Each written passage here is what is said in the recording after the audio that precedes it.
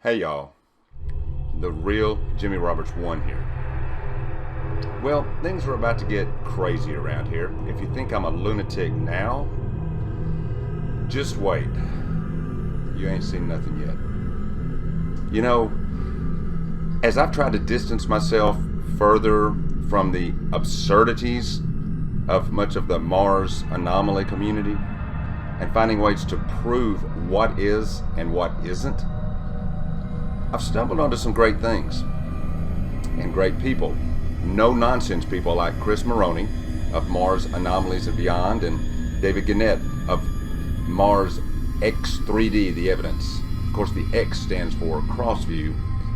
Now, these are highly intelligent, talented people who aren't out to fool anyone. Now, they're after the truth, and they offer you their discoveries and ideas, yet in very different ways, as do I. Now, recently, I've been in contact with another guy whose research has proven itself invaluable. Keith Laney is a digital imaging and software applications specialist. And we're talking about a hobby here. The guy's done image processing for NASA. He knows what he's doing. Now, if you've seen a gigapan such as this, he may very well have been the one who created it. Now, he's not the only one doing this, and we'll discuss that in the next production, as well as the data they use to produce these truly stunning panoramas. Keith's render of this 30-foot rise has exposed some things of which you really need to be aware. Keith Laney created this panorama after carefully rendering the individual right mastcam images derived from the PDS Geosciences node, a PDS meaning Planetary Data System. So far, I've not located the matching left mastcam imagery in order to create stereoscopic imagery, so for now we don't have that help, but we will proceed without it. Now, the first thing that I would like to get out of the way is this.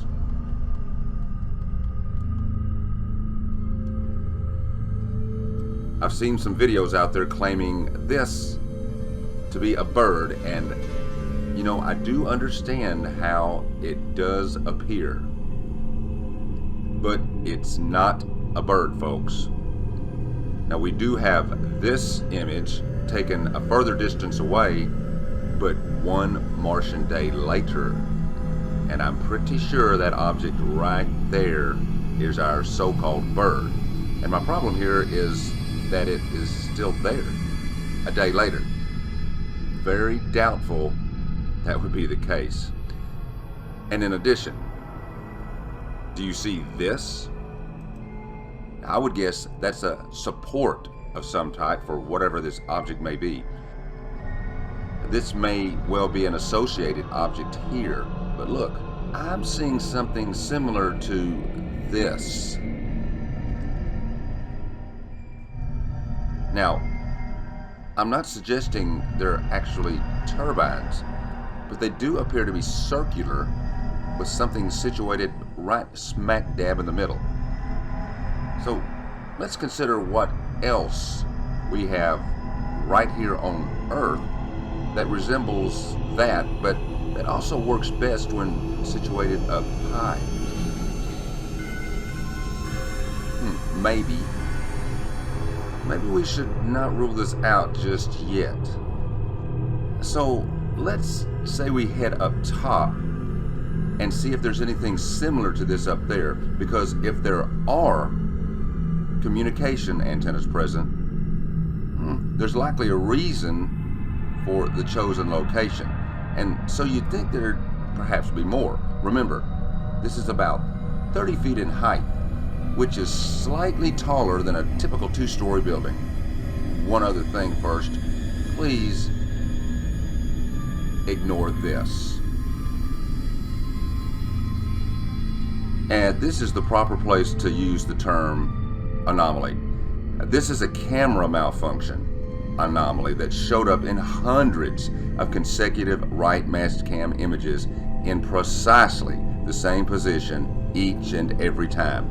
And it does not show up in the left Mastcam images taken simultaneously.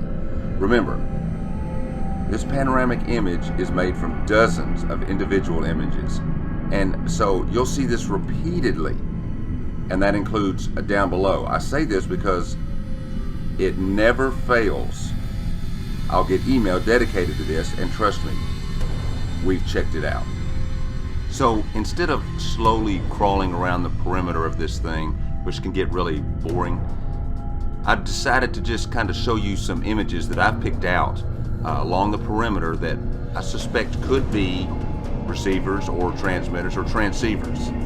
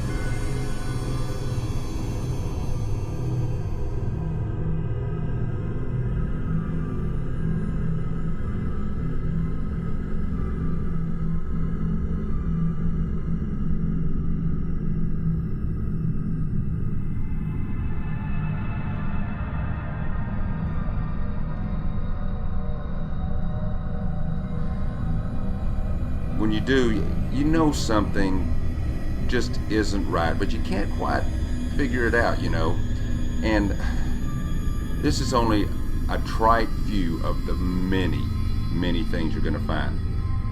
So, happy Easter egg hunting.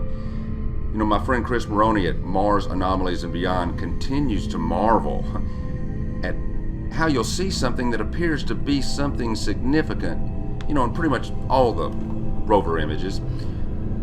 But, from a distance it seems significant. But when you zoom in, it suddenly just saturates your visual interpretation into a pile of useless dog crap.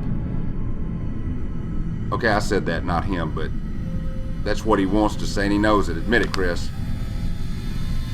And no, it doesn't necessarily pixelate, it just sort of becomes non-defined while the immediate area around it does not. Now, why is this? What is this digital imagery phenomenon that we've become all too accustomed to when viewing images from Mars? Is it there simply to drive people like me mad? Well, it ain't right. I've actually been told this before. Mars is a long ways away, dummy. You can't expect all the images to be perfect. Give NASA a break. Excuse me? Yes, I most certainly can expect that. It doesn't matter if the data comes from 3 feet away or 300 trillion feet away. If I receive it, I expect fidelity. Now, the matter of me being a dummy is not germane to the situation. Now, this particular production was intended to dispel the bird notion while suggesting that instead we have something completely insane going on this Martian so-called butte. I want you to think about this. Who else out there sees metal? Look at that. Now, what's up with that?